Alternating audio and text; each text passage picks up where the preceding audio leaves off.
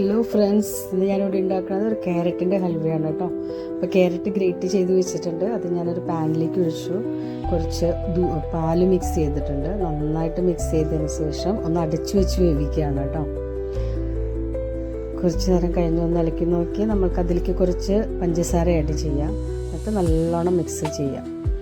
നല്ലോണം മിക്സാക്കി വെന്തിട്ടുണ്ട്. നല്ലോണം ക്യാരറ്റൊക്കെ നന്നായി വെന്തിട്ടുണ്ട്. അപ്പം നമ്മൾ അതിലേക്കൊരു 2 സ്പൂൺ ഗീ ആഡ് ചെയ്യണം കേട്ടോ. നല്ലോണം മിക്സ് ചെയ്യുക.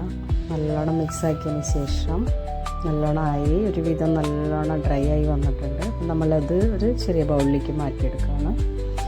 അതിനെ കുറച്ച് ഡെക്കറേറ്റ് ചെയ്യാൻ വേണ്ടി ഞാൻ കുറച്ച് കാഷ്യൂനട്ടും ബദാമൊക്കെ ഒന്ന് ഇതാക്കി വെച്ചിട്ടുണ്ട്. അതിൻ്റെ മുകളിലൊന്ന് ഗാർണിഷ് ചെയ്യാണ്. ഇത്രയേ ഉള്ളൂ. എല്ലാവരും ഒന്ന് ട്രൈ ചെയ്ത് നോക്കാം കേട്ടോ. സിമ്പിളായിട്ട് ഉണ്ടാക്കാം.